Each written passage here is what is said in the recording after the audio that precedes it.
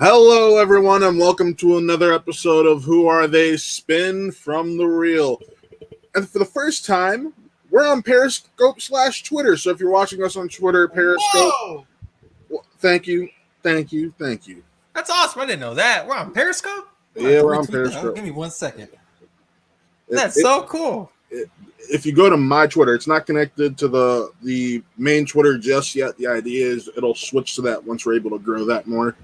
Oh, so you're talking about the Twitter that's here, right there. Movies Yeah. _ Matt. Oh, Exactly. Okay, cool. Fantastic. Just so everybody knows, just in case you want to watch on Twitter, like how I'm looking at it right now. Dang. Chris like, oh, we making moves. Okay, wait. We out here making moves. Yes, yeah, that's me. I'm Chris Anthony Lopez. I'm the guy here. I'm the personality here at not only Who Are They? Real Entertainment, Really Trivia Showdown, Sprint from the Reel, all this stuff. It's me and the Master Matt Thomas. We're here for another Sprint from the Reel because this week in the Schmodown, it's hot fire because what the hell else do we expect every single week? Yes. Last week we had Nick and Taylor on the show, which was a riot. We talked for way too damn long about Jericho and Smith, but I loved every second of it. I was about to say it. Last week probably was one of my favorite episodes because we got to have that side of that point of view that we have rarely gotten to have on the show, which is someone who's just stepping into it. We had someone who's returning to it, Nick, and someone who's just beginning to step into it and really getting into it with Taylor.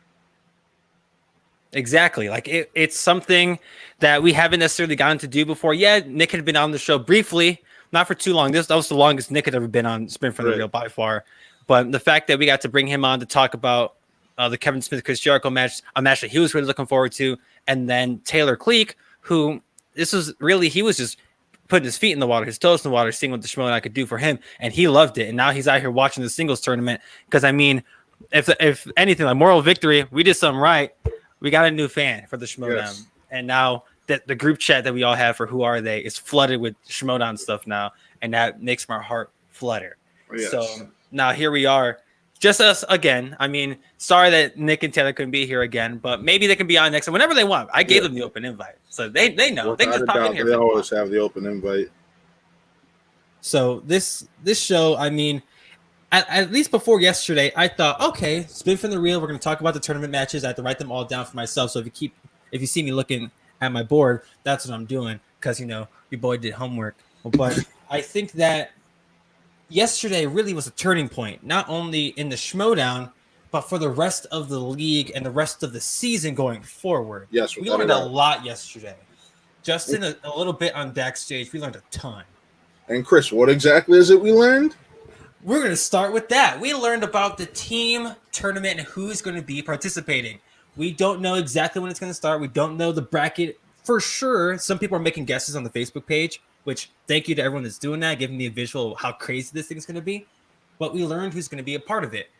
And that consists of teams like Final Exam, which we expected, the Founding Fathers, which cause maybe that's going to be a little sum amongst the Founding Fathers. We'll get to that or amongst the Vince Stock Exchange. We'll get to that in a bit. The Witching Power. Haley Fouch and Perry Nemiroff doing it for the Quirky Mercs because Shazam has a title match soon, and that made them not qualify for the ineligible. Tom and Paul from the Den. We have Andrew Guy and Ethan Irwin. Potentially Team TKO, which is a great name. I don't know if they should stick with it, in my opinion. But they're doing it for the usual suspects. We got, I'm blanking, Adam Witt and Eric Zipper from the Dungeon. Marisol McKee and Adam Collins from Corruption because Corruption's got the championships right now and have that title defense. And isn't that weird? Like I found that weird yesterday. It didn't hit me until yesterday. Yeah, it is. Like your team name is Corruption, but your faction name is Corruption. Imagine if like the Founding Fathers' name was the Vince Stock Exchange. Like it's like yeah, it's a little bit shaky over there. It's a little confusing, but maybe if they're cool with that, then cool. And who am I missing? Am I blanking on anybody? Tom and Paul from the Den. I think I mentioned that already. Yeah, you mentioned Tom and Paul. Let's see, Tom and Paul, the Founding Fathers. You mentioned Zipper and Eric. Yep. Excuse me, Zipper and Witt. Mm-hmm. I think I got Marisol and Adam Collins. Yeah. Yeah, I think you got because you Dungeon. Yeah, you got them all. Yeah, off the top of the dome. So yesterday this happened on backstage, real all of a sudden, and Christian didn't even mention that on the show. It's like this is real last minute. but it felt like it was the perfect time to do it. And I mean, yes, it was, because I mean it sent a shockwave through the movie trivia Schmodown fandom, us included. I know, and we haven't even talked about this because I know we got spin from the reel on Wednesdays. So let's keep the thoughts for the show. But Matt, I posed a question to you. How do you feel about the tournament? Give me your general thoughts. Who's in it? Who wasn't in it? Because there are some teams that were snubbed, in my opinion, that I think should be in this thing. But we'll get to that in a bit. But for you first, go ahead and tell me while I retweet the link for the show on Twitter. Yeah. You can check out Matt's Twitter, WAP_movies_Matt. Go ahead, Matt. So there were 2 teams we missed. That we did miss Final Exam, and we did miss the Rock Stars. Oh, no, I meant the Odd Couple from the Rock Stars, and I mentioned the Final Exam's first one I mentioned. Okay.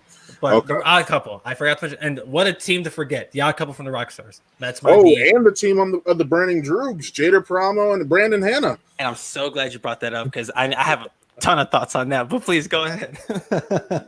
Okay, so I can already tell you who my top 4 are in my head right now. Like that, I think this is one of those. I think this is going to be a tournament. Well, I'm honestly hoping for surprises, but I don't expect many. You know what I mean? Oh, 100%. Yeah, there's some clear teams that are favorites, and I think they're pretty obvious. But in regards to the surprises, what surprised you about this? Not I'm talking about what I'm hoping for. Looking at this. Oh, okay, yeah, we'll go ahead. I think the real dark horse of this all is going to be the Witching Power. That's my dark horse going into this.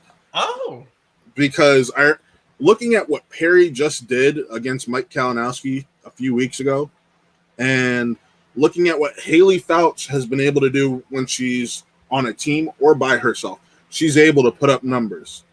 So if we're going to get the Perry that's shown up against Mike, I think they have a real shot to be a force. The Corruptions team of Adam Collins and Marisol McKee can be really interesting. Yep. If Marisol has a display, she did okay. She did okay yesterday. She didn't do bad. She didn't. And we'll talk about her match in a little bit. But if she has a display similar to what she had yesterday, I don't know if that's going to be as successful as a team as people would like. But otherwise, like, I'm sorry, but the Burning Droogs team, like, man, I'll let you take this one. So the Burning Droogs, they put in Jada Paramo, which is the Hurricane. He's the fan that won the live event win a match thing in Orlando. And I mean, he beat Brittany Young in that match that we had not too long ago. And he was in the tournament, or he was in the singles tournament. So I'm like, yo, he's been around for a little bit, and he's actually participating, to my surprise. But now he's in the teams tournament with Brandon Hanna. Okay. What? Talk about an odd couple. And Brandon Hanna and Jada Paramo, I mean, they're 2 solid competitors, 100%. And regardless of what division you're talking about, whether it's Brandon Hanna in singles, Inner Geekdom, or if it's Jada in singles and maybe Inner Geekdom. I don't know if he's going to be at Inner Geekdom anytime soon. But why? That's my thought process. Why not? Why have the 2 of them in it? I know Jada was probably going to be involved in some way, shape, or form because he was in the singles tournament, so it only makes sense for Ken to put him in the teams tournament as well. But Brandon Hanna, do they have any type of chemistry together? We might not even know. But that was probably, if it wasn't the biggest, it was one of the biggest shocks of seeing Christian or hearing Christian announce the teams for this thing. I was confused.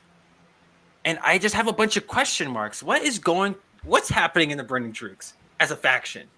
Because I know they haven't been doing so hot in the singles tournament.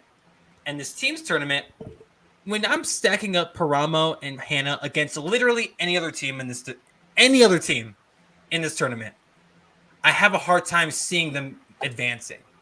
I do too. Any team. I just feel like Hanna butts heads with everyone. Yeah, like Brandon Hanna is like I'm trying to find a good wrestling character to compare him to, but I can't because I can't like. And I've talked about this on the show before.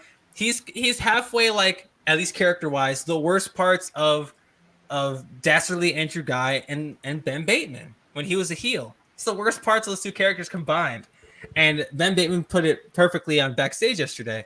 Like, I can't wait for him to drop another 8-minute pipe bomb on social media with the distorted filter on it. It's like, man, don't do that. And I don't think we've heard from Brandon. I don't know if we have. It was probably freaking hilarious watching him do it. But was this really your best option? Like, Matt, you might have the whole faction in front of you. I don't know or not. I can pull it up in heartbeats. Give me 1 second. Sweet. Yeah. So, but if I'm stacking this team up against Adam Witt and Eric Zipper, those are two solid competitors too. And Eric just beat Paul Preston, and he TKO'd Paul Preston in the singles tournament. Although Paul has had great showings, and he probably had an off day, it's still a win against Paul Preston. And Adam Witt's no slouch either. Whether it's Marisol McKee and Adam Collins, they both just had incredible matches. Whether it is Marisol's match against Oyama wasn't the best, but her match against Bonnie proved that she's no slouch. Yeah. And Adam Collins, he's about to face John Roca. And Adam had a great playing game to now play Roca. So now we're going to see how that pans out.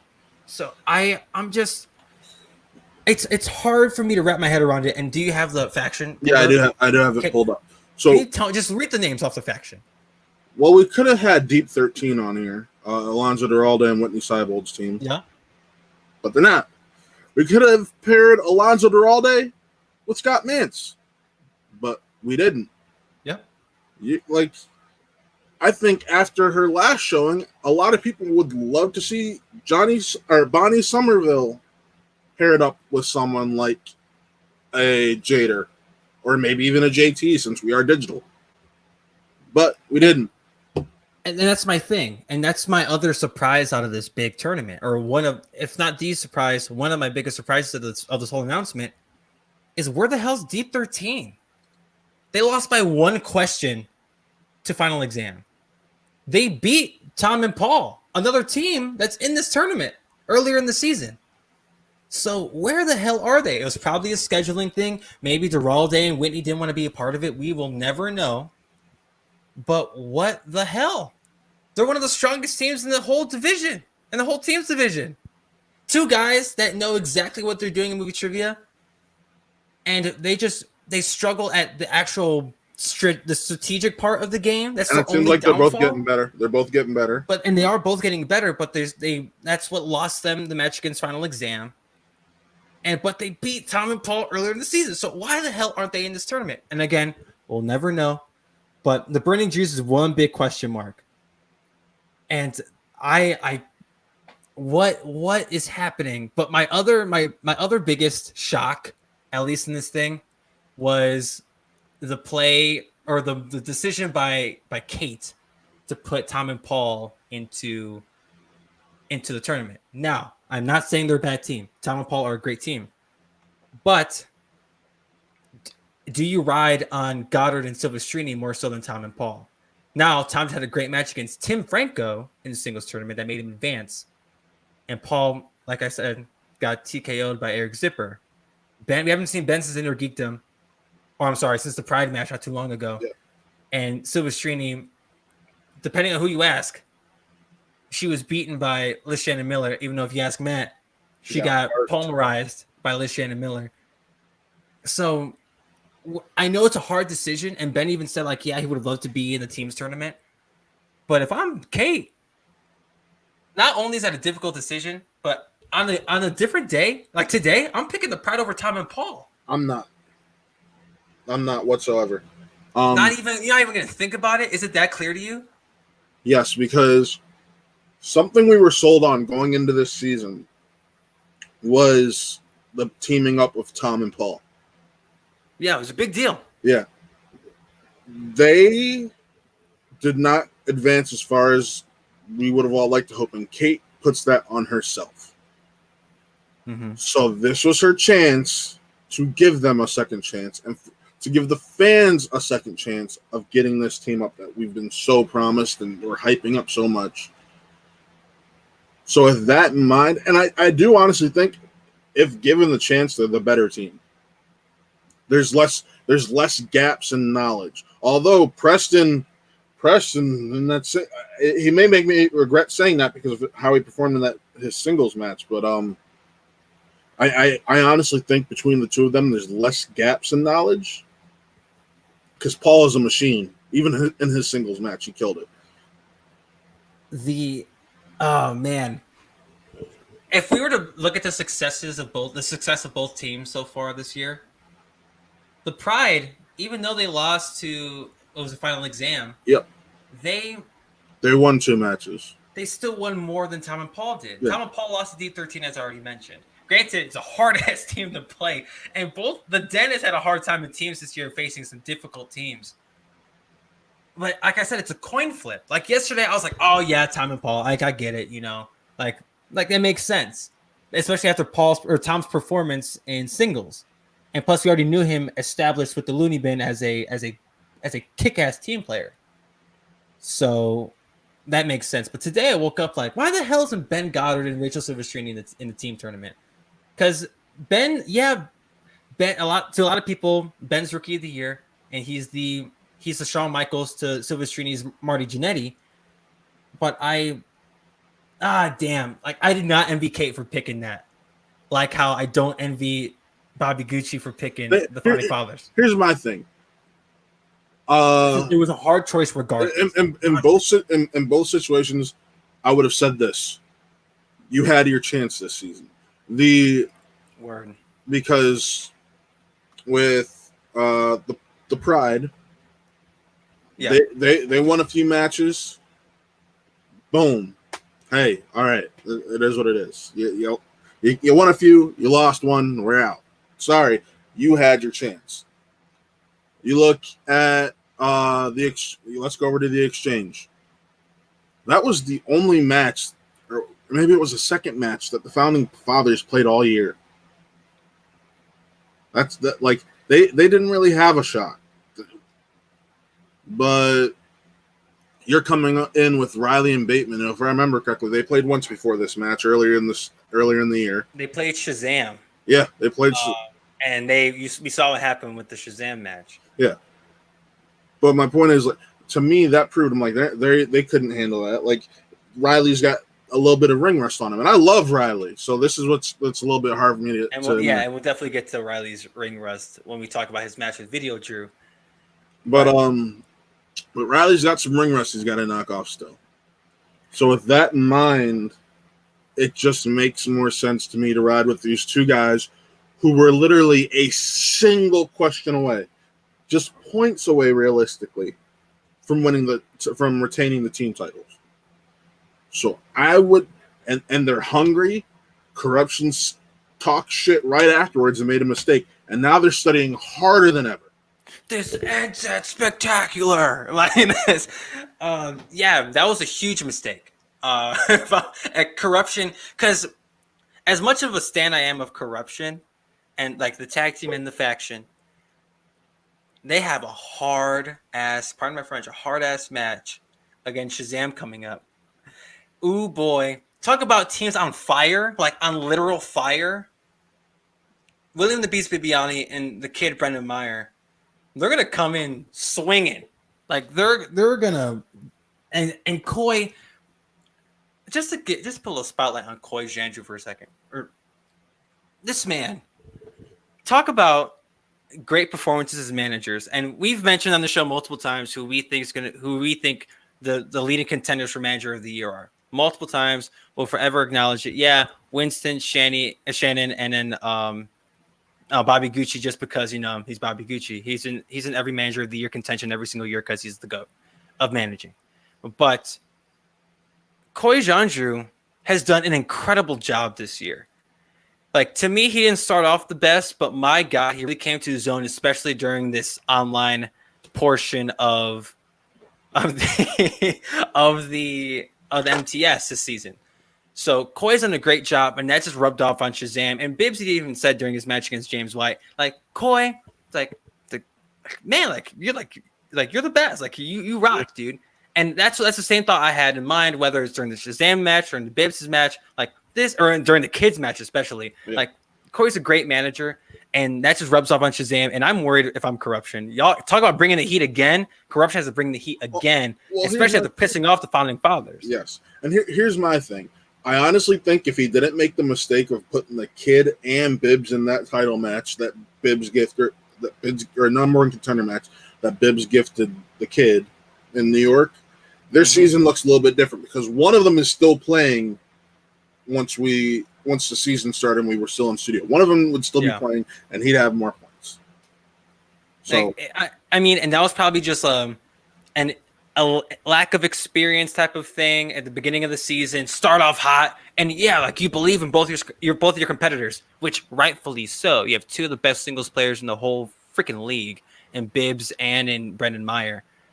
But it was a bad call, and like we've said on the show multiple times, Coy's even acknowledged that it was a bad call. But now he's really making up for it, in my opinion. Like my man and the Quirky Mercs are slowly climbing up that points list, slowly but surely. And both these tournaments are or especially the singles tournaments, are going to say a lot in regards to Coy and where he's going to rank in the standings going into the teams tournament. But in regards to the rest of the announcements, before we move on to something else, I mean, final exam for Swag, obvious choice. Odd couple for the Rockstars. Who else?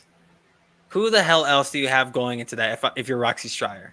Those are her guys. Yeah, Roxy even said before the announcement, she's like, my track record speaks for itself. You don't know who I'm going to put in year 4. It was the worst kept secret in the Schmodown that Roxy's going to put in the odd couple. It was the worst kept secret. And see, I brought up the rankings right now. These are the standings. So, these are not reflective from the outcomes of this week. They do this at the end of every week. So if we're looking back at last Friday, the Finstock Exchange was in first place, followed by Swag, and then Corruption, and then the Quirky Mercs. It's a 3-point swing for the top 3 teams. Yeah. But then, match by match, baby. But then you have to factor in Monday's match, which was... Monday was Bibbs and James White. Yeah, so Monday was Bibbs and James White. Okay, Mercs with 3 more points because it's tournament. They're at 28 now. They're about to hit that 30 category. They are quickly catching up compared to anyone else. I'm telling you, Bibbs. And then if you want to look at things as of today, Swag is in first place after the win of Polyama over Marisol McKee.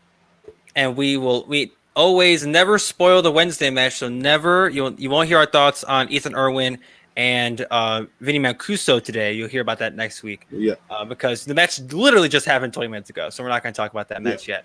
But you're right. Oyama did beat Marisol yesterday, and then so now Swag is they're tied for first, or are they in first by 1 point? They're in first by 1 point because remember the tournament's 3 points. Yes. So now it's wait.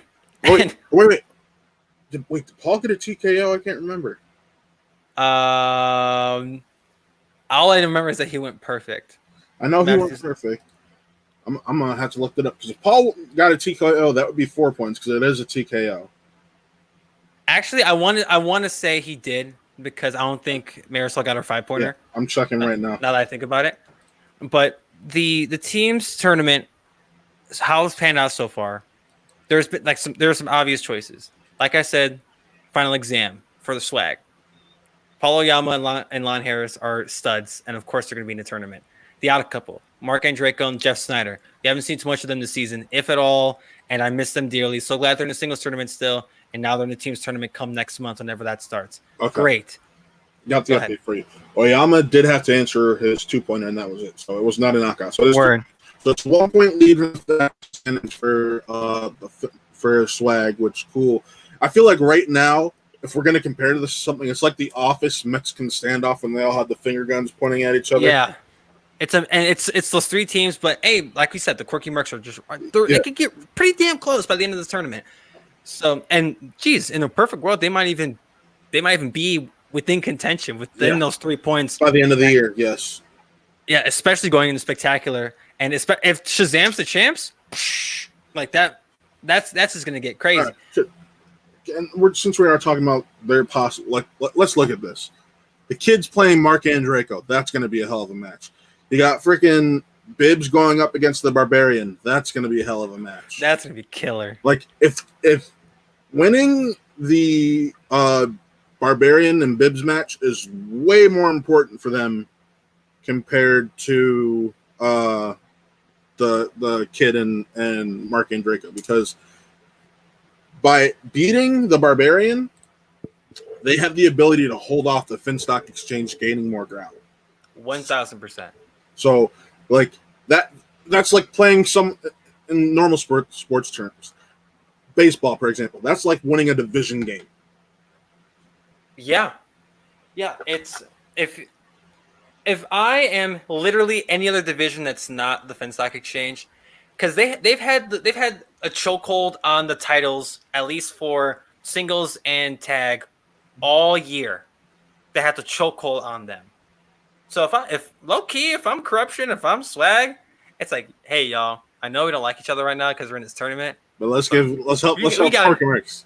We gotta knock these nerds out, or we gotta like knock out the Barbarian. We gotta really, and Roka now. We haven't seen this match yet against Adam Collins, so we have no idea what the outcome of that is. Granted, on backstage yesterday, he said the Outlaw, like he said, like season 4, season 5 Outlaws coming back, and I'm like, oh shit, like that would be crazy. But we should mention that the Mercs have 2 opportunities to do this, because not only does the Barbarian play Bibbs, but Perry plays Roka. Perry plays Riley.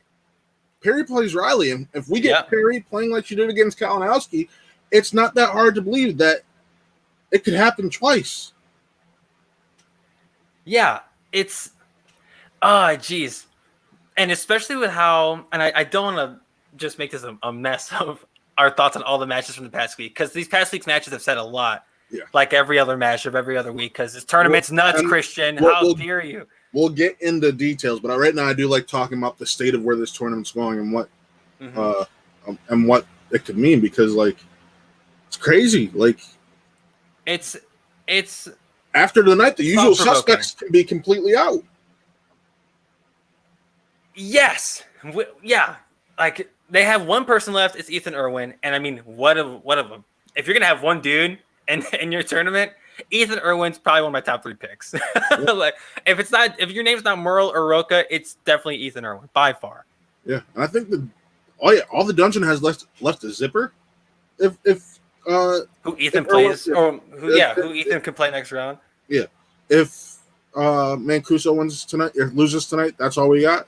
And then it's Dungeon v Dungeon. Yeah, and it's Dungeon v Dungeon. But yes, if you are watching and you have watched the match, we have watched the match too, but we do not do spoilers on Wednesday. Just a reminder is why we're playing so coy. And that's why we go live after the match so we can watch it. But this whole tournament it's gonna pan out to be it's gonna be nuts. The teams tournament, like, and I've mentioned this on the show before.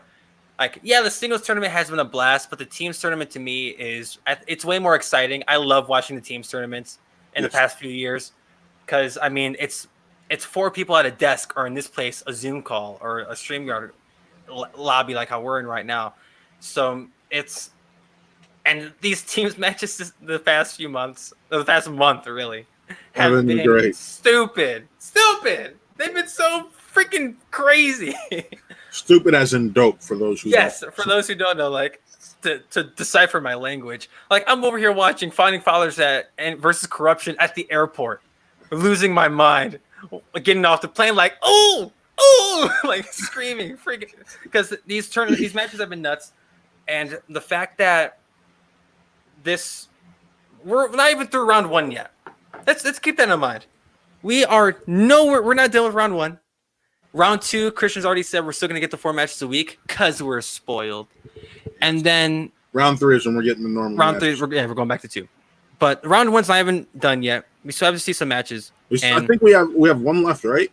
It's one. It's just is it Roka and Collins? Yeah, Collins and Roka. Which, by all means, yes, that match is going to rule. And why is that match going on last? I'm a little sus. I honestly, if we're going to be honest, the reason it's probably going on last is because that's probably got the most weight to it out of those last matches. Plus, it's John Roka. It's you got Corruption, you got the Finstock Exchange, you got this brand new rookie, you got this favorite going on. After he lost number one contenders spot or his number one contenders match, people started saying he was a favorite. Even we said he'd be the favorite. We expected that loss to propel him, give him all the gas he needed to get to the finals of this tournament and possibly win. He's going to go Super Roca. At least that's my expectation. But especially if season 5 Roca is coming back. And he said he's bringing out season 4, season 5 Outlaw. So that's going to be terrifying. Excuse me. But he's going up against Adam Collins. And at the time when we did the little bracket on the show, I had no idea who the hell this man was. Even when his name was in the freaking bracket. I'm like, who is Adam Collins? And then his playing match aired. And then he told me to my face, he said my name. He's like, Chris Anthony Lopez, I am Adam Collins. And I'm gonna wreck this league one person at a time. And I can't wait to see more of him. Whether he does beat Roca or not, Adam Collins will be a hot commodity going into next season by far. And really can't. And I don't want to. Again, I don't want to jump ahead. But the corruption's gonna have a hard time. Well, I feel I'm adding them to the list of factions that are going to have a hard time picking 3 at the end of the year. I honestly think the top 3 are. I don't think that's new for us to say. Those top 3 are going to be the ones having the most issues. Yes. Oh, yeah, by far. And I don't know if you caught it on backstage yesterday, but Ben Goddard was almost non-committal to returning to the Den next year. Oh, I heard him. Like I thought to myself, like, yo, because that's why I said at the top of the show, yesterday had a lot of implications into what's going to happen next season. And I say that not only because of what Ben Goddard said, but because of how Ben Bateman was bummed because he found out. Chris, your audio cut out. So he said on the show that he that's where he found out that Who's the Boss wasn't playing again this season. And that this might be it for them. They might be done as a team. That breaks my little heart. But at the same time, if Ben loses this weekend, I'll be shocked if he's on the FinStock Exchange come January. I'll be shocked. I don't see it. If he loses to Dan this weekend, I don't see it. Because he's done. I'm right there with you because I've maintained the fact that Dan and Roca are keeping the Founding Fathers together. They both so I don't think anything could be done for them to switch that up. But I think if Dan wins, he's gonna be like, I'm gonna stick with Gucci because he's even said people underestimate Gucci as a manager, but he's a fantastic manager. So I'm of the belief that Gucci is where he's leaning right now. Especially, what if the Founding Fathers do win this tournament and then they go back and win the belts again? How could they not stay with Gucci? And how could Gucci be stupid enough to let them walk? I think if the Founding Fathers want to play for anybody, it'd be dumb of them to say no. Yeah. Anyone. And yeah, for as much as they love Bobby Gucci and everything that he's done, so much can happen in the next 2.5 months. And they might be like, yo, we're gonna go with Winston. Or we're gonna go with whoever the hell. See, and I don't see it happening. Yeah. And that's where I was getting to. I'm gonna keep the door open. Yeah. That's the point I was trying to get to. If you look at the managers that would have the best ability to keep them, they have their own players that they're worried about or steal them away from Gucci. They have their own players who they have to worry about retaining. Like Bateman did this thing where he was just rattling off names, and because only 27 players can be retained, he's like, and that gives you an idea of how the first 3 rounds or 3 or so rounds can go. Like a draft, yeah. And like a lot of these players, like Corruption, have found potential superstars, diamonds in the rough. Mm-hmm. Like with them, they have Adam Collins and Marisol Mickey, excuse me. Okay. No worries. But then you look at a team like Koi. Perry may be a hot commodity if she continues playing like she did against Especially if you beat Riley. Exactly. So like you look at some of these teams like, yeah, there's this Christian, as much as it pains me to say, because I was a proponent of, oh no, four makes sense because four at least you can retain four players and possibly set up two tag teams if you play it right, and we'll see what happens. But I think he made the right call making it three because now these decisions have to be tougher. Plus, remember, I don't know if you remember this or not, but a long time ago, where I was still sitting on my bed in Northwest Indiana, and we were doing this very show, and we got the details of how the end of the year would play out in regards to post-spectacular, how teams would go, how the draft would go, and I had a butt ton of questions, and I was extremely skeptical of how this was going to pan out, and I recommended an amendment. I was like, yo, we got to cool it. We should change this up. And then again, because I'm the worst with predicting anything, this decision's golden.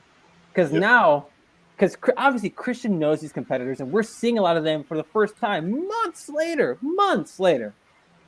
And now that we're seeing all these people and the potential of all these people and how great they are, this draft will be ridiculous.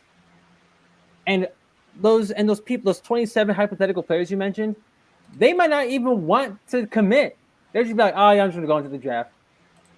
Yeah. You know, because like if I don't get, although I don't think that would happen because to be like, yeah, I don't want to pick where I'm going, it just sounds crazy to me. And it is reckless, but that might be the case for somebody. The question was posed on Backstage yesterday. Like, I think it was a hypothetical from a fan, like from the Streamlabs. It's like, oh, what if Mike didn't, like, he opted not to be with Corruption, so he can stick with the whole I'm not going to play for anyone but Shannon, and he gets whoever the hell 3, and then he gets drafted by the Corruption, but another team could draft him. That whole thing, like it's going to come down to, I mean, even with Corruption, I think the 3 are borderline locked unless something crazy happens in the next couple of weeks. Yeah, I agree with you there. I'm with. It's hard to say that people are going to be locks because there's still so many weeks left. And a lot of people, yeah, we talk a lot of positivity on this show. Like, people can get better. Perry, for example, she's a great example. Hasn't played in 3 years, came back, beat Mike Kalinowski, one of the best players of all time. Could beat Mark Yodi Riley, another one of the GOATs of all time, within 2 matches in the singles tournament. But at the same time, people's stocks could fall between now and then. Yep. We mentioned Jader and Brandon Hanna being the biggest question mark in the team's tournament. They may have a poor showing. And now both their stocks have fallen just a little, depending on how bad the showing is, going into next season because they're done. A lot of these people we're not going to see for the rest of the season. So that's my biggest thing. Like that's where I'm skeptical to say there's 27 solid, at least as of right now. But because going forward, it's going to change, and it will continue to change, especially with these tournaments, because these tournaments are making new stars, are making people realize, hey, Perry's no slouch, or Snyder's no slouch after sitting on the bench for a few months. So it's going to be interesting to watch. But yesterday's announcements gave me a better idea of how the rest of the year is going to pan out, especially with the team's tournament going into Spectacular. No, I agree with you right there. I'm with you 110% right there, man. It's just one of those things where we don't know where this is gonna go. You're chopping out, Matt. Oh snap! Just a little bit. You're good now. You're good. All right, my thing is right now. I feel like we all just got to go along for the ride and see what the hell happens. So, a lot of hypotheticals can happen in the next 2 weeks, next few days. If Rocha loses to Adam Collins, like I thought about that yesterday, just a hypothetical. What if John Rocha lost to Adam Collins first round? Like, what does that do for John Rocha going into the team's tournament? What does that do for Rocha just as a singles competitor? Because my man's already been, he wavers, like he gets discouraged he gets discouraged sometimes in the Schmodown, and he's real vocal about it. And if a loss to Adam Collins changes, like, gets him back into that mindset, it can be detrimental to the Founding Fathers and to the Penstock Exchange as a whole, as a faction. So a lot could happen. and I'm so curious to how it's going to pan out. Like, I'm eager. I'm real eager to see how it pans out. Yo, you and me both, dude. Because I'm just you know how big of an exchange fan I am. So to me, I'm just like, yo, what's going on? Well, I gotta know. Well, let me ask you this, because during the announcement, of course, the exchange is the last faction to have their team announced, and when Christians verbalized it the way he did, he said, "Oh, the combination of who went through your brain." I'm curious. Honestly, I just for a second there, I thought he was gonna put Dan and Ben together just for like a split second. So, like, that's honestly what went through my brain. So, yeah. I was definitely thinking like a Ben Barbarian, Dan Barbarian type of. I thought he was going to try to fit the Barbarian into the team's tournament just to see how it pan out. But that would have been one hell of a risk from Bobby Gucci, and that would not have been a good look. At least if I'm a John Rocco or Ben Bateman, I'm like, huh, that's weird, but okay. I didn't hear my name called. I should have heard my name called. What's going on here, Gucci? And in the case of Ben Bateman, that's exactly what he heard.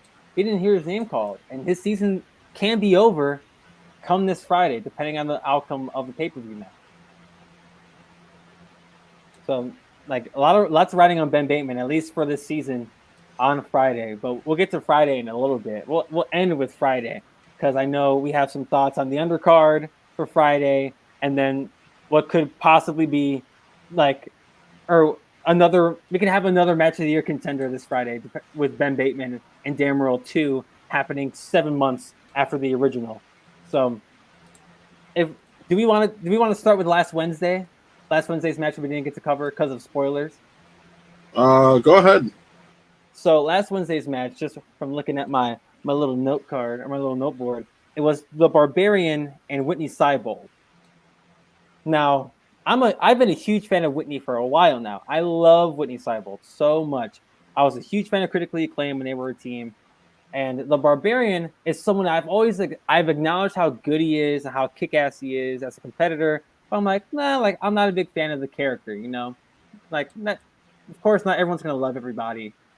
But, like, this match, dude, something about the combination of Tom and the Barbarian just makes me happy watching them together.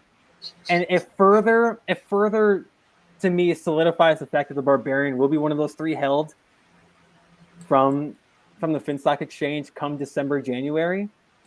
But it was just another incredible showing by the Barbarian. It proved more of the same.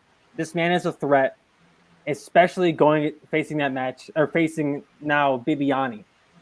Can we talk about that video he posted, the Little Barbarian, for a minute?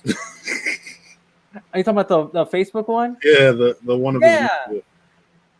Like, man, it was cute as hell. But the Barbarian, where are these people coming from? Are these the Fan League people? I think Christian said Barbarian was a friend of his. Because yeah, I remember hearing at the what's it called? At the draft. I'm like, oh, the Barbarian. Ooh, man. Ooh, the Barbarian. I'm like, who the freak is this? And I was rubbed the wrong way, and I still am to a degree, that we have two real similar characters. At least to me, they are the Barbarian and Warfather. Their gimmicks, like, I think they're pretty much the same. If not, there are little differences between the two. But obviously, I think one's a significantly better player. Spoiler alert: it's the Barbarian. And Whitney, man, it breaks my heart seeing Whitney lose first round. It really does break my heart. Like, damn, dude. But that's just what the league is now. You got to come swinging from the jump. You can't screw around anymore. The Shimodan's changed so much since Whitney's joined in on it. But he's still a strong competitor, and he's still a force to be reckoned with, Deep 13 being Exhibit A. So I hope Whitney doesn't go anywhere. And now that he's not in the team's tournament, we won't see him until at the earliest January, or whenever the hell factions start deciding free agents. But just great match with the Barbarian. I'm really happy for him, but as a fan of Whitney Seibold, I'm bummed. Super bummed. Yeah, and it's totally understandable. It's just one of those things, man. You gotta be prepped. It's the schmo hard at times. Just like I was prepped for Gucci to put another team in besides the founding fathers, and thankfully he did. It's just one of those things. You gotta know, man. You gotta know. And that same feeling kind of bled into the match that came on Thursday, which was a highly anticipated match because everyone thought that bottom right quadrant of the bracket was a barn burner. And a lot of the matches that we've been getting so far out of that quadrant have been barn burners for different reasons to a lot of people. Perry Nemiroff upsetting Mike Kalinowski being Exhibit A. But Mark Yodi Riley and Video Drew happened on last Thursday, if I'm not mistaken. And I can't. Yeah, Riley may have won the match, But it wasn't close.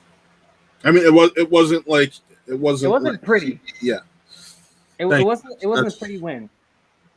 If I'm not mistaken, the score was like 13-12, which isn't a great showing for either one of them because we all know they can do better. We've seen them do better, whether it's teams, singles, whatever, in the last calendar year. So I'm like, damn.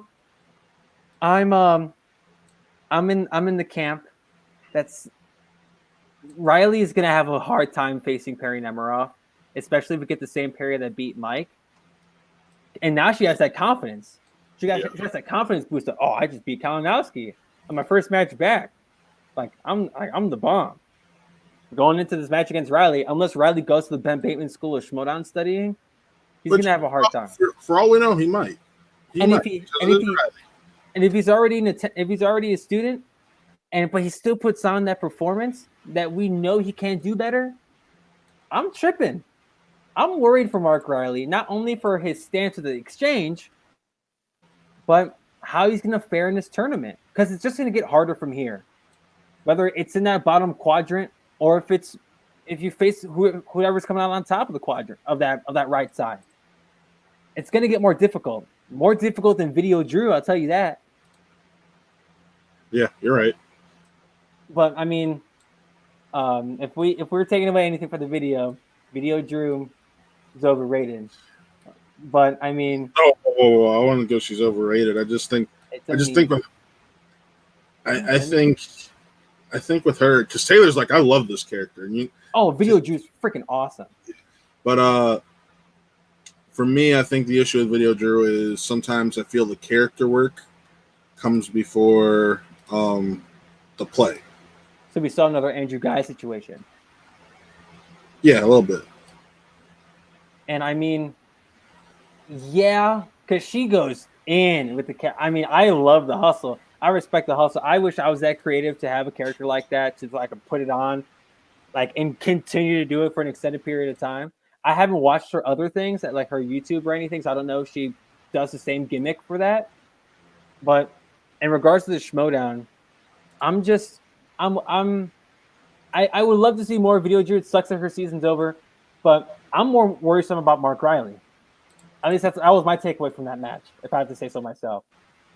And that's totally understandable. It's just one of those things where you're like, man, Riley, like, I was partway afraid that if he lost again, we'd start seeing Riley possibly retiring because he's had a rough go about it.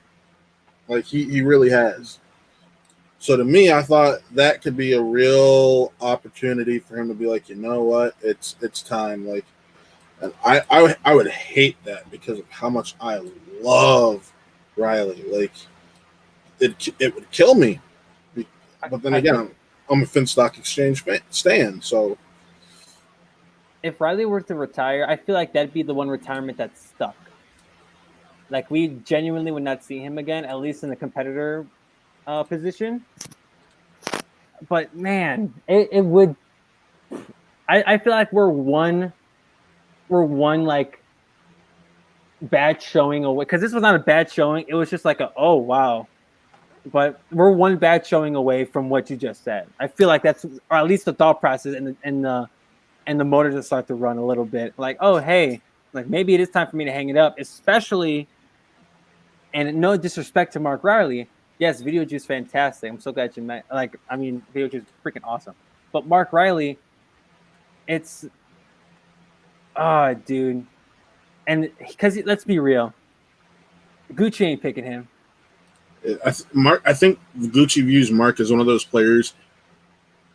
I don't have to retain him. I can throw him in the draft and be happy. I can pick him up in the draft. And I know Marcus said like, "Yo, like Gucci, like I'm Gucci or nothing." Mm-hmm.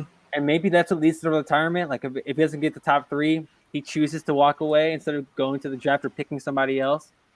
I think he'd do great with somebody else. Like really go like a Sam Levine. I think a Sam and O'Reilly would be awesome. Yes. So I wouldn't want Riley just to call it quits if he's not with the exchange. But if Sam is still managing next year, then a Sam Levine would not be a bad idea. Granted, there are no bad options for managers, at least in my eyes. Leave my man alone. But I mean, I want to see how his season ends, and then we can chat. But Riley with a Coy, Riley with the Sam, Riley with the Winston. Granted, I think Winston can kill it with anybody. Or if Riley wants to switch it up a little bit, turn a heel, corruption. God, that would break my heart. That sends shockwaves to the Schmodown. But that's something that we'll have to worry about after whenever Riley's run ends in singles, because this will be the last week.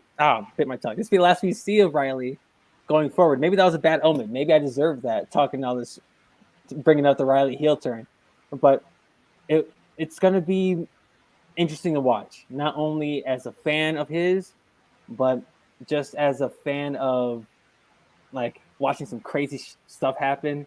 And I like change. I like change a lot. And there's going to be a lot of shuffling at the end of the year. And Riley will be the craziest shuffle if he goes to like a Kaiser or if he goes to a Shannon. I'd really rock with that. Really rock with that. That'd make me a happy boy. Everything makes Chris a happy boy.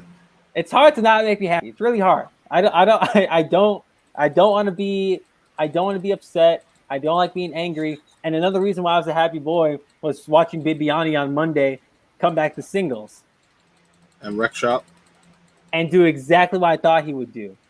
James White, decent playing match. You beat Frank Moran, solid. Frank Moran is not Bibbs. He's not Bibiani. And Bibbs, okay. So Bibiani's a little tweener, right? I'm gonna say he's a tweener. He was. You see what he was saying to James White during the match? Like, no. Oh yeah, good job, like good steal, or not? He didn't get a steal. Like good multiple choice, or you're gonna do better. It's condescending. He's coming off as condescending during the matches. I don't know. I think he's aware of it. I think he was being Bibbs, honestly. And that's what I'm saying. I think he's aware of it. I'm not saying he's full on, I'm a heel, but I think he knows what he's doing. Bibiani's been around it long enough. He's seen the league change enough, and he's interacted with these characters enough, Ben Bateman, to really acknowledge that, like, hey, it's okay to put on this character while y'all are recording, while y'all are playing the match. And I think that's exactly what he did against James. And if I'm James White, and I'm out here playing a legend of the game in William Bibiani, and my man Bibbs is talking to me like that, I'm discouraged. Like, I am awfully discouraged. But James did all right. I feel bad for my man, but Bibbs brought exactly what we thought he was going to bring.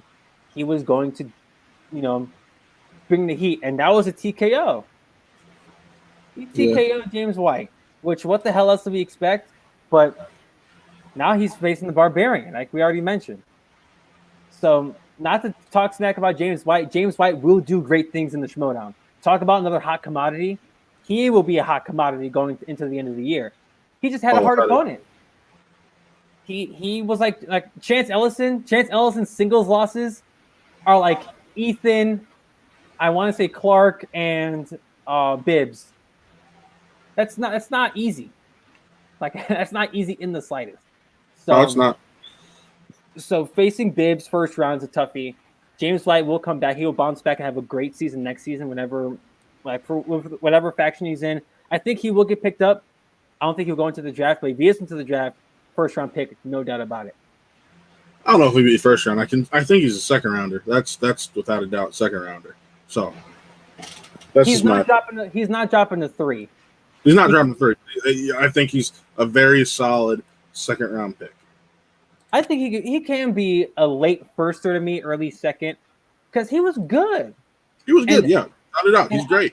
I will not forget that. I believe it was his playing match against Frank Moran. His 5-point pull was pretty freaking impressive. Like these 5-pointers, I don't know if you've noticed, but these 5-point questions have been like solid the past couple weeks. I've gotten like about 50% of them. Like I was sitting here, Nick was over for that match. I was like, it's Piranha. I had the little Tantor playing in my head. It's a Piranha. Especially these Disney questions. My God, like they've been some toughies. Like Bonnie Somerville's 5-point Disney question was, "Well, was Tiana's restaurant called The Princess and the Frog?" I'm like, that is one hell of a 5-point question. Great job. I don't know who wrote that question. I don't know if it was PJ. I don't know if it was anybody else. Good job. Y'all did great. But Bibbs is going to have a challenge with the Barbarian next round. I don't envy either one of those guys, but talk about a must-see match. That's it. Bibbs and Barbarian. If Barbarian beats Bibbs, whoo. That's a guaranteed lock for Finn Stock Exchange. I'm calling it now. Like what? If anyone beats Bibbs, I got hot Bibbs coming off of the tag team stuff, having a Bibbs-like performance against James White, and the Barbarian comes in and beats him. Oh, all right. Just say he's a part of the Finn Stock Exchange for 2021. Just say it now. It's the worst kept secret in the Schmodown. Yeah, the worst kept secret. But to answer my man's question, can I put this on screen? I totally can. To answer my man's question, I just didn't know if I could do it on my end. To answer this man's question, thanks Taylor for asking. No, we have not talked about that match in detail. It's you, and we know you have access. So if you want to jump on, you're more than welcome to. Yeah. So if you want to come in and say your 2 cents about Paulo Yama, Marisol McKee, we're actually going to talk about that match now. Let's not do it now. Let's go to another match. Or did we cover all the other ones? Nope, this is our last one. This happened yesterday. So Taylor, yes, man. Yeah, I have the power now. Taylor, if you want to join on in, you're more than welcome to, man. You're too sleepy. Yeah, it was your first day. Tired. It was the first day of work. First day of work at a new job. So yeah. Yeah, you good, bro. No worries. But Paulo Yama, Marisol McKee did happen yesterday. Marisol McKee, one of the brighter, to me. Talk about someone coming in and nailing a character off the bat, off your first performance. We've talked about rookies coming into this league before on the show and having characters because they didn't know what they were doing. Marisol came in like a bull through China shop, and having corruption as your faction, having the Queen Shannon Barney and the King Mike Kalinowski, being those 2 pillars of the faction. And great reference points too. My God. She was killing it. She's killing it as Lady Justice. But this match against Paulo Yama just wasn't her day. This man pitched the perfect game. Or he pitched the no-hitter. What the hell? We out here throwing perfect games like it's nobody's business anymore. The second one in singles history after the first one that came after Ben Bateman. What is happening? What's in the water at the Schmodown? I don't know. But my boy showed up. That's all I care about. Paulo Yama was champion. Paulo Yama showed up. He looked like he was playing a championship match, and that's all you could ask for. That's all you could ask for. So I'm loving it. He was an animal the whole time. Matt, I have a question for you. Yeah, go ahead. So, when you first. I don't remember the first time Nora Ephron popped up on the wheel. I have no recollection. It was earlier this year because it's a new category, but that's one of the newer categories that's been hitting the wheel a lot. It's been pretty popular, if I'm not mistaken, and people are actually landing on it. So yeah, and when Marisol got it, I'm like, Nora Ephron again? Yeah, that was my reaction basically. I'm like, we really got this one going again? Like, okay, I guess let's do it. Like, And I wonder if one of them put that on the wheel, if that's the strength of Paul's or that's the strength of Marisol's. Obviously, it wasn't too easy for Marisol, but I mean, like what Taylor said, Oyama was on 10, wearing his IU Hoosiers t-shirt. My man was on crack the whole time because he was nailing it. He was not playing around at all. Paul always has this confidence going into matches, and that's what I love about Paul. Like, I'm one of those people who I've converted to a Paul fan since his character switch because his character was just like, it was so one note and boring and too much of a dick last year, and then tell me about it. And then now he's got it right, and that's what I'm really excited about. So, hey, count me in. I'm right here, and I think I had an Oyama Roka finals. I think that's what we decided on. We did decide a Roka Oyama final. So with that in mind, like if he's gonna play like that, it's gonna happen. I have no doubt in my mind. As long as Roka wins tomorrow, it's gonna happen. And to acknowledge Taylor's other point, respinning from Efron, yes, because like what Matt and I've already mentioned, this category's been seen multiple times. The questions are not going to get easier, and I don't think I've seen someone really excel at it. At least not to my knowledge. I don't remember every time Nora Ephron's been spun. But did you see what Oyama did with Stanley Kubrick? He was like the encourager. Yeah, like he was like the Wizard Mike Went, where you can catch their match on the Really Trivia Showdown on this very YouTube channel on Who Are They Real Entertainment. Go ahead and check that out when you can. But I think that round, or that part of the round, to be exact, go ahead and follow all those socials while you're at it.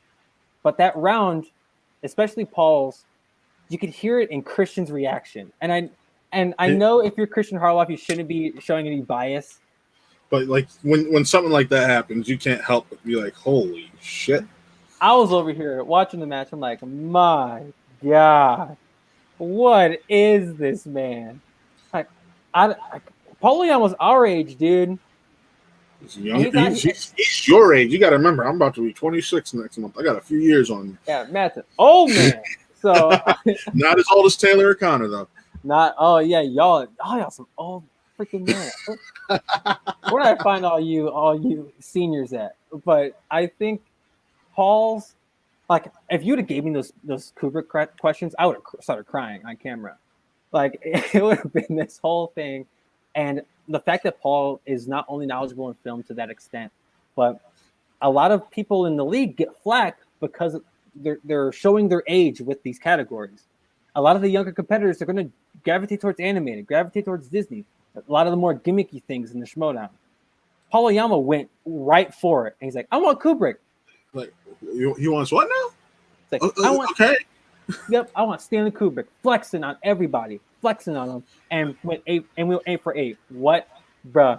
And to acknowledge Taylor, yeah, the year on a picture at the bottom at the end of The Shining, and he still pulled it.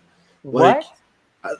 Honestly, this is kind of why I wanted Taylor in here, because I'm like, I know his client, the encourager, loves going to Kubrick, and it's just like, I wanted to get his thoughts on that because this is just crazy.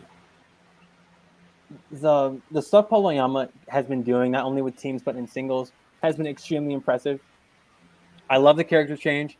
I second what you said, because I was just like you, and I think we had talked about this in the show. I'm having hardcore deja vu, but these rookies coming into the league, the character is what gets me. And like we said last week, character means a lot to me. To me, it's character first, trivia knowledge second. At least that's how I look at it from a fan perspective.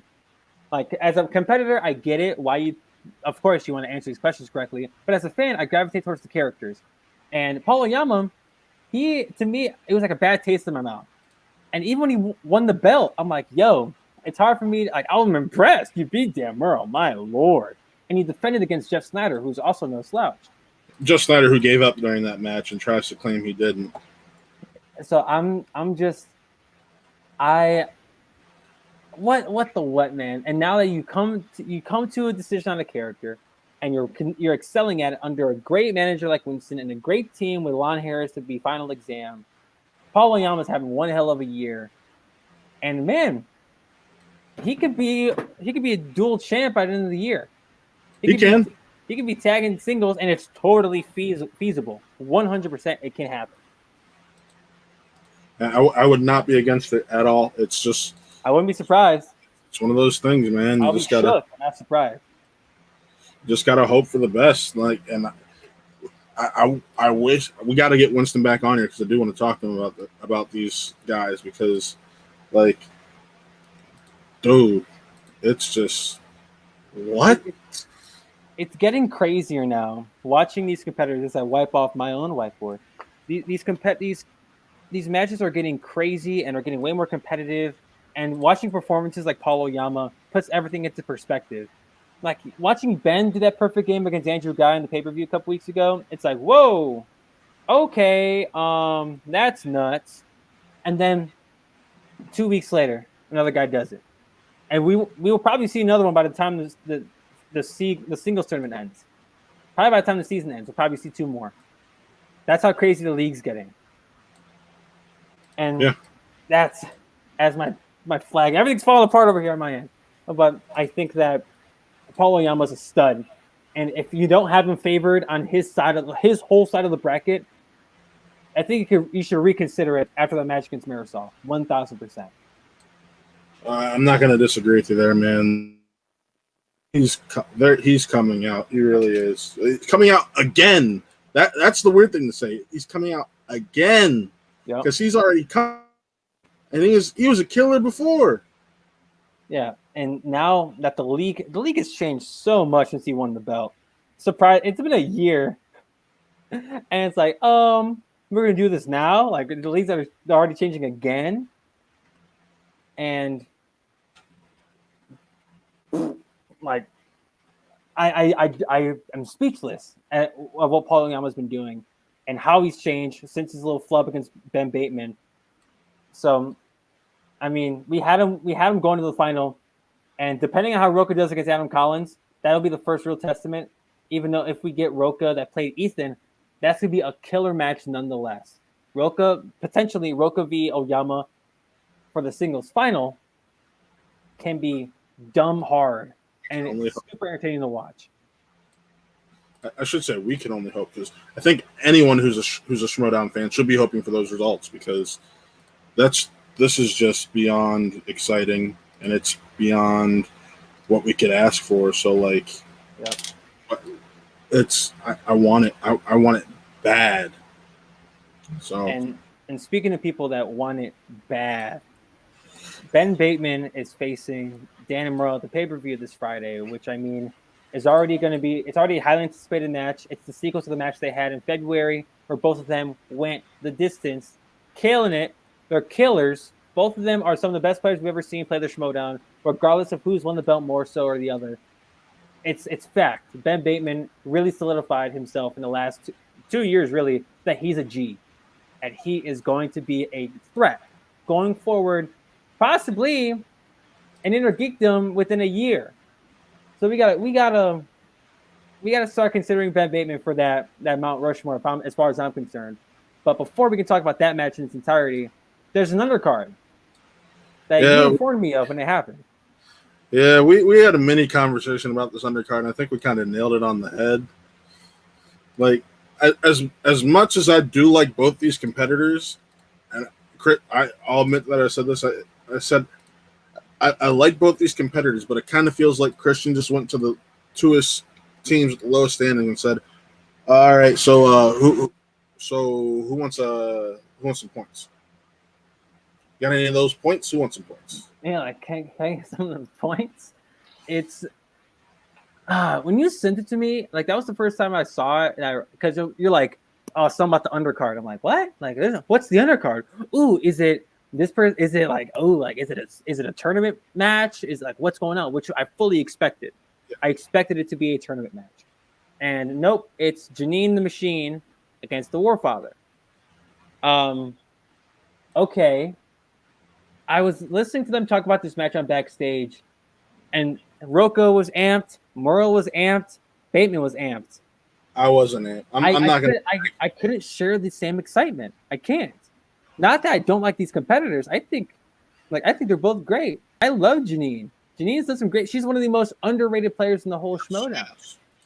Like, and they mentioned on the show yesterday, her record doesn't reflect her talent, and I totally like, I second all that. But this wasn't what I expected. I'm not even gonna lie. I'd be lying if I said I was excited for this match. But this can be like a great final showing for Janine and the Warfather going into next season. Not only getting points for your faction now, but if I'm Janine the Machine, I'm looking to stomp this man. And shout out to Janine. We share the same birthday, so what's going on? What's going on, Janine? But I think she's done incredible things. She's been fantastic, teams and singles, and she can have a killer showing going into next season and prove to everyone, not just me, not just you, but to everyone, that she should be considered amongst one of the best we got going on right now, especially going into who's going to go who faction at the end of the year. Yeah, I'm with you right there, man. I expect her, I expect Janine to kill it. That's another reason I was a little bit disappointed with the match, because I'm like, I feel like Janine's just gonna massacre him because she's played, like we said, her record doesn't reflect her play, because she's played to these immeasurable heights. She's played these great games, and like, you just want to tell me she's going up against the Warfather because of her record? I feel like we're in a JTE situation where for a while there, JTE's single record didn't reflect him as a player, and now we're in the same position again, and it's just like, yeah, that's a match. I don't think it's a fair match, but it's a match. So hey, let's see what happens. Let's go with it, right? And if I'm Janine, low key, from her perspective, I'd be a little hurt that Time Machine's not in the teams tournament. Although Andrew Guy is one of the best teams players to ever happen, so he's one of the best to ever play in the league. But Time Machine, pretty solid duo, and we saw what Andrew Guy just did. So I would not blame her if she expected to be a part of the teams tournament after watching Andrew's performance, where he was disturbed, or whatever his name is, whatever his nickname is going to be. Because my man, he brought too much of the character to the match against Ben. Didn't do too hot, got knocked out, and now we're going to put him in a teams tournament with Ethan. Sounds great in theory. This could fail tremendously. It could. So, and this is coming from someone who I love Andrew Guy. He's probably my favorite character in the whole league. Actually, he is my favorite character in the whole league. So, if I'm Janine, I'm halfway booty hurt. Why not put Time Machine in the thing? Come out swinging. Get your points to get your points to the faction, and show everyone why the hell you're a threat and why you should be considered a threat. And people don't bring her up too often in regards to some of the best players in the league. Janine will prove that this Friday against Warfather. 1,000%. She will.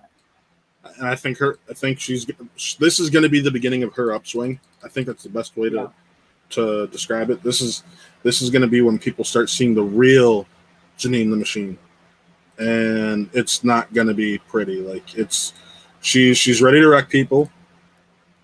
I don't care if she's been streaky in the past. Right now, she's all about showing this is where she belongs, and I think you just got to deal with the consequences of underestimating her. So, and we can't underestimate anybody going into this new part of the season. If we've seen anything in the Schmoedown the last couple months of them doing the online matches, it's that you can't underestimate anybody, and people can be rusty. Janine, she can have a not so great showing, but she has nothing but she has nothing to lose. Nothing. She has nothing to lose. And that's terrifying. when a competitor has nothing to lose. We've seen the Warfather so far this year. When's the last time Janine has competed? Can't even tell you. Bang. Problem solved. So I'm over here. We're both over here thinking Janine's gonna win. Fantastic. And yes, Taylor, Warfather has a cool ass helmet. 1000%. Has a I love the gimmick. A little too familiar to the Barbarian for me, but I think hey, the Barbarian's got a better gimmick. Let's be honest. the fur and the helmet to me come off the same way. But that's just me being a stickler for characters in the Shimoda. So take that with a grain of salt. Who cares about my 2 cents on these characters? They're killing it. I'm not. But people talk about people that are killing it. Dan Murrell and Ben Bateman have been on fire for different reasons the last few weeks. Granted, Dan lost the tag belts to John Roca. But holy hell, this ends at spectacular. And that man, talk about being scared of John Roca when you talk your smack.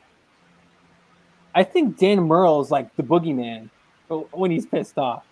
I don't want to mess with this man when he's mad. I don't want to make Dan upset.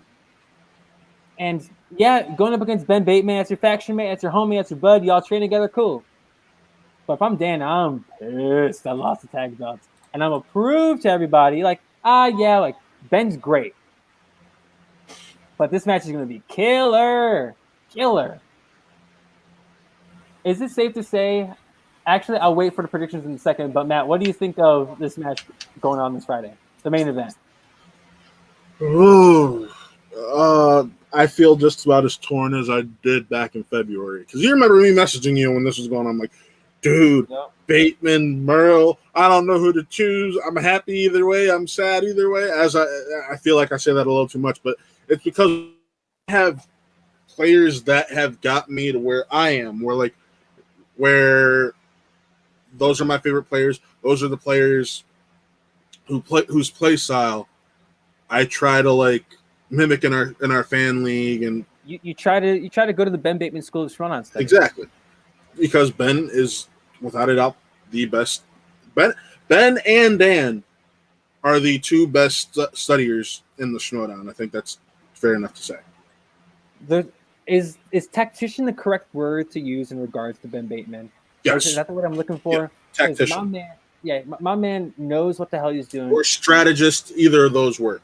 Yeah, he's a killer. And to answer your question, Taylor, Ben Bateman is a pretty serious threat. Yes, it was a knockout victory against Andrew, but he went perfect. Let's not forget about that. And he's a former champ. He's done the damn thing. We can't discredit that. He lost the belt to Dan. Yeah. So if it wasn't for Dan, Ben might still be champion right now. Keep that in mind. And I'm terrified if I'm playing Ben Bateman. I'd be scared as hell. I mean, it's just one of those things where they're just so damn good. Like, so damn good. And excuse me while I go on to pull this match up. Oh, Taylor has a match to watch. Yes, we're giving Taylor Click some homework. Yeah. We've been giving him a ton, but the match from February is definitely a great one to watch, Taylor. Yeah. And Taylor, they're faction mates too. That's what makes this even harder to just be like, this is who I want to win. I'm a fan of this faction. Well, they're on the same faction. Well, the faction still gets points. Well, who do you want? I don't know. That's where I am, because these are two of my favorite players. Like, I just want nothing but success for both players. So I'm sitting here, just a guy wanting to watch some Schmodown and enjoy it. That's I'm gonna make you pick one, right? I'll pick one at the end of it, but if I have to go based off of play as of late, I'm gonna have to go Bateman. Oh, because Murrell slipped up in the team's championship match. Okay. So if I have to go with play as of late, if I'm going based off of gut, I'm going Murrell. But if I'm going off of play as of late, it's Bateman, without a doubt. That's where I'm at. So I think I think that's the most fair thing you could say. You know what I mean? Now, two things happened at the same time that I had to acknowledge.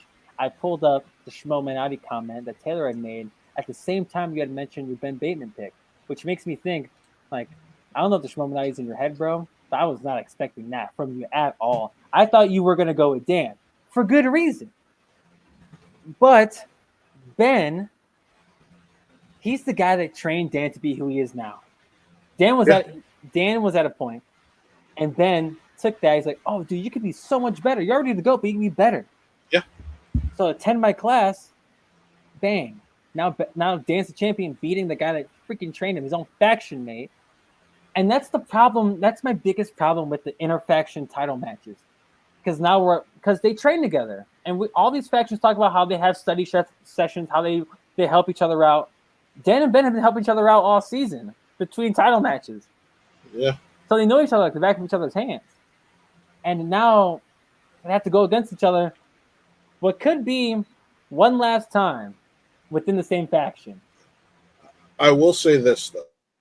If I'm going to be honest, skill-wise, overall knowledge-wise, I think Bateman may be the most comparable player to Murrell we're ever going to get. He's a younger Murrell, in my opinion. Because even when he came into the Schmodown, I was just like, he's got something. That was, as much as I hated team action, I watched because I got into his matches. How dare you? I'm talking about the first few matches. I'm talking about as they went on. Are you talking about the like that team action? Yeah, the early on team action. Where they're like the worst. Like they were winning their matches, but they were like the worst. Yeah, I remember when they brought their moms on and they were acting like good boys, and then as soon as their moms were out of sight, acted like normal team action. I loved it so much. It was so kitschy. We're reacting. Come on, it's one of the best things I've ever seen. But I had a feeling then. I'm like, Ben's the strong half of this team. He's the one who's carrying this team. Ooh. That even when they decided to both enter singles, I'm like, Bateman's going to go on to win a championship. Guy ain't going to do jack. And like, look where we are. Bateman's won a championship, and Guy hasn't gone on to do jack. Yeah, I guarantee there have been other things in Andrew's mind in regards to championships, so I think he'll be fine. But in regards to this match on Friday, it's a coin flip. I think I say this literally every time there's a hard match. You ask me again tomorrow, my answer will be different. But for the sake of for spin from the freaking reel, I think that this ends on Friday.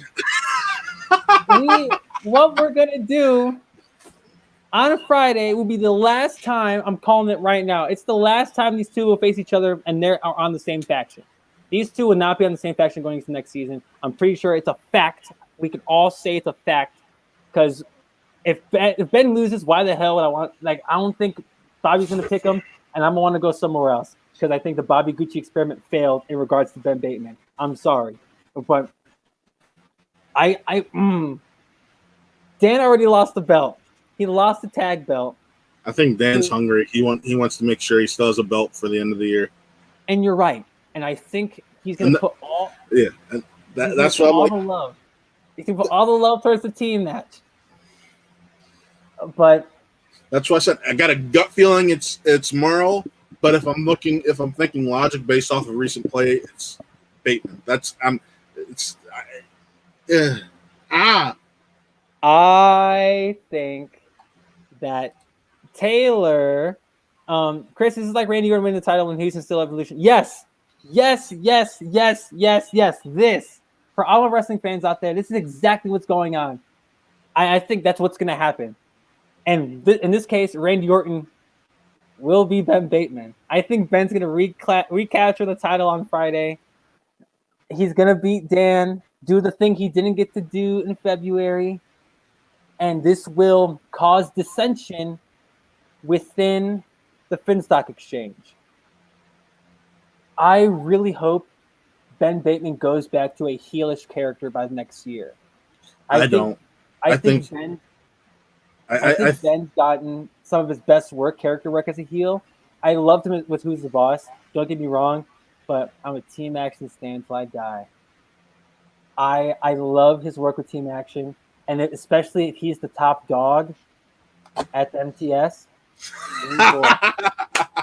There we go. That's exactly what's gonna happen.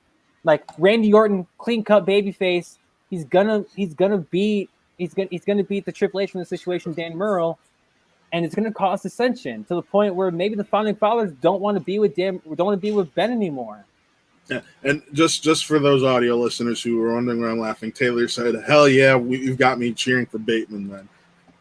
And I mean, this ends on Friday. I truly think this ends on Friday. They may play each other again. It won't be as faction mates. But it will not be as faction mates. I think that's a bold statement I can make on this show. And I think this is the one thing I've been confident in, not only for the sake of Ben Bateman as a character, but for the sake of the Finstock Exchange, making it easier on them. Just take Barbarian and Founding Fathers and call it a day. Because Ben Bateman, the new singles champion, will go into Spectacular facing possibly John Roca, which would be nuts. Yeah. Imagine quick hypothetical. Ben wins is playing in Spectacular, and then you got the fractioning going on there. What the frick? That would be insane, right? I know exactly where you're going. You're like, picture this. I'm like, he's gonna go with here. And what if Ben loses to Roca at Spectacular? Hypothetically, in this hypothetical situation, this hypothetical world I'm living in.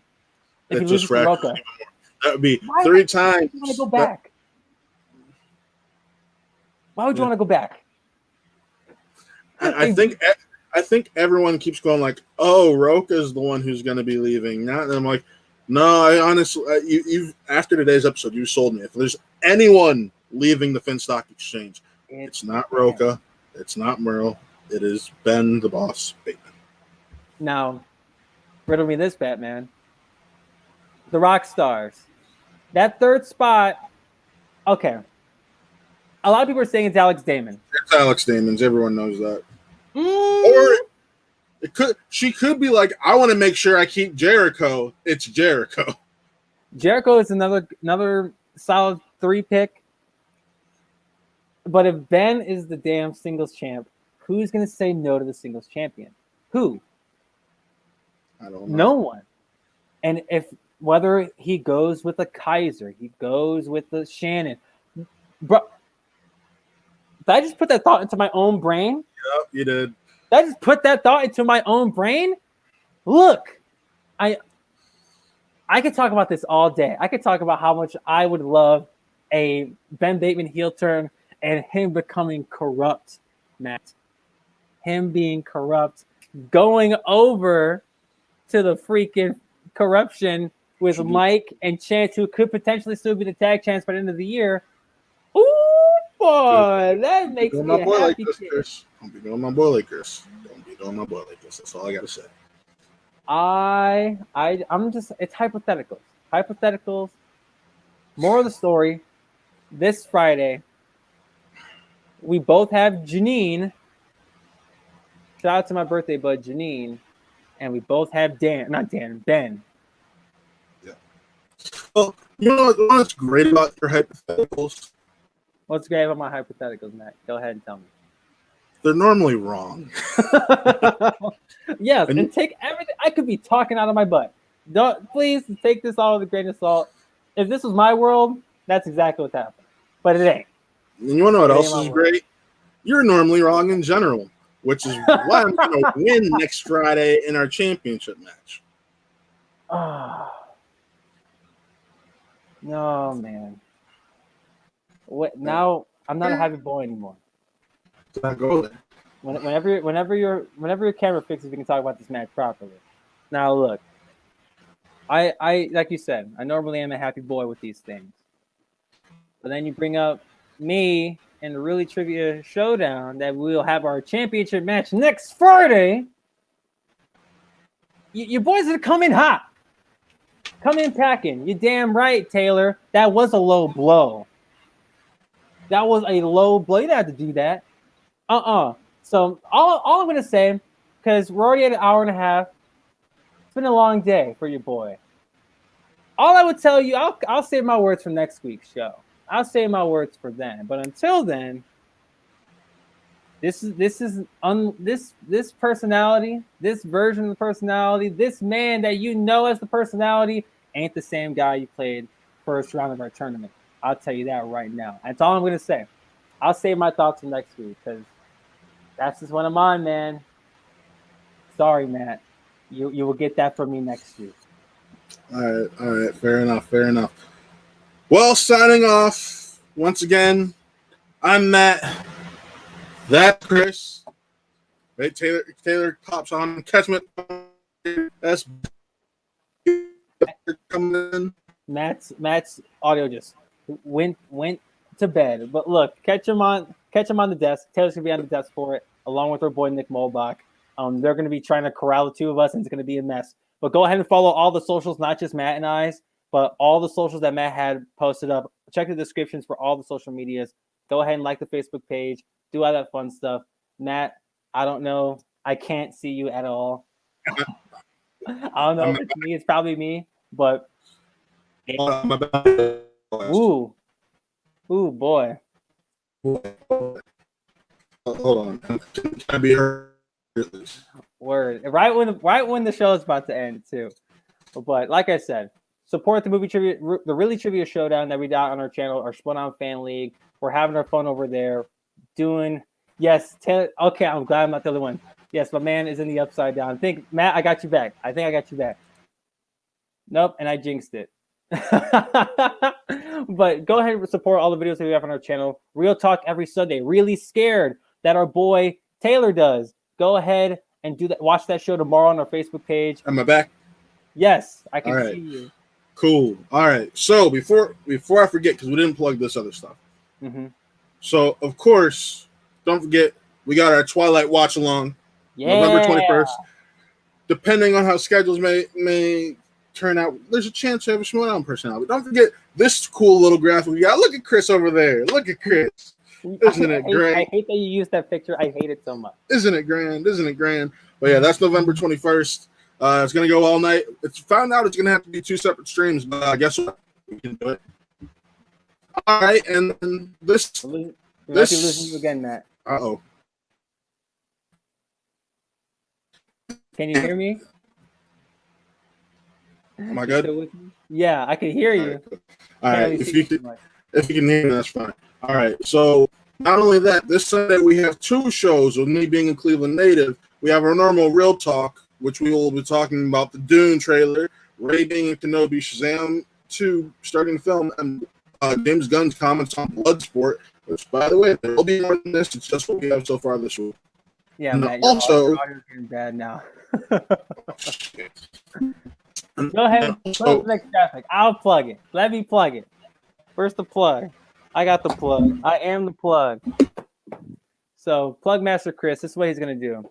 Go ahead, just follow our social medias. We're going to we'll talk about all this fun stuff on the social medias because Matt is doing all this crazy stuff. The dog check. Matt, tell him what the dog check is. The dog check, with me being a Cleveland native, is a Browns post-game show. Yes, because nobody loves the Browns except us Clevelanders.